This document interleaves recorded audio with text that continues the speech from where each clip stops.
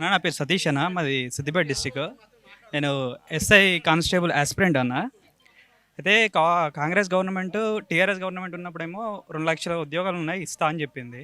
Okay, నమ్మినారు, జనాలు నమ్మినారు, మేము నమ్మినాం, ఓట్లు వేసినాం. రైటే, ఓట్లు వేసినాక 3 నెలల్లో, అదే 100 రోజులల్లో మొత్తం 6 గ్యారంటీలు స్టూడెంట్స్కి అందరికీ వాళ్ళకు ఉద్యోగాలు ఇస్తా అని చెప్పినారు. ఇప్పుడు 90 రోజులు అవుతుంది, కనీసం ఉద్యోగాల గురించి కనీసం ఒక్క మాట కూడా మాట్లాడలేదు. అదే హామీలు ఇచ్చేటప్పుడు తెలియదా మేము చేస్తామా చెయ్యమా అనేది? హామీలు ఇచ్చి ఇప్పుడు నా అసంటి విద్యార్థులను ఇప్పుడు ఇక్కడ ₹5 భోజనం చేస్తున్నాం. పొద్దున మార్నింగ్ 8 నుంచి నైట్ 9 వరకు ఇక్కడనే ఉంటున్నాం. ఎన్ని రోజులని మేము ఇక్కడనే కూర్చోవాలి?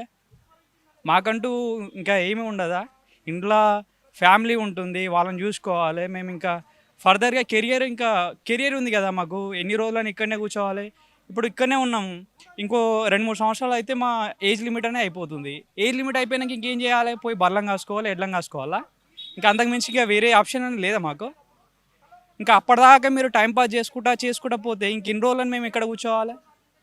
సో నేను అడిగేది ఏంటంటే ఫైనల్గా మీరు ఈ ఎలక్షన్ కోడ్ వచ్చే లోపు మీరు ఏదైతే హామీ ఇచ్చారో ఆ హామీ ప్రకారం మీరు నోటిఫికేషన్ ఇవ్వాలి.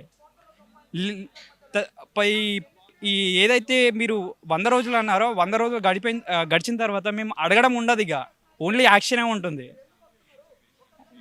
సో నా విజ్ఞప్తి ఏంటంటే మీరు ఏ విధంగా అయితే 100 రోజులలో చెప్పినారో ఆ 100 రోజులలో మీరు కంప్లీట్ చేయండి. లేని పక్షంలో దీని పరిణామాలు తీవ్రంగా ఉంటాయి. ఇక్కడ నిజంగా సెంట్రల్ లైబ్రరీలో చూసుకున్నట్లయితే ఒక్కొక్కరిది ఒక్కొక్క వేదన కనిపిస్తూ ఉన్నది. కొంతమంది ఏజ్ అయిపోతూ ఉంది, ఇంకొంతమంది పోస్టులు కావాలి. ఇట్లా ఎన్ని రోజులని మా జీవితాలు స్టడీ హాలల్లో లేకుంటే సెంట్రల్ లైబ్రరీలలో మా జీవితాలు మగ్గిపోవాలి. మీ పదవులు అయితే మీరు ఎక్కారు, కానీ మా జీవితాలు ఎలా ఉండాలని చాలామంది అయితే సతమతం అయిపోతాను. నిజంగా ఇప్పుడైతే ₹5 భోజనం ఇక్కడ తినుకుంటా వీళ్ళు చాలామంది అయితే ఉన్నారు. నిజంగా దీని మీద అయితే గవర్నమెంట్ అయితే చూసుకుని అయితే ఎటువంటి ఈ నిరుద్యోగులని పక్షాన ఉంటుందని కోరుకుంటా ఉన్నాము. Camera person నిషాంత్తో.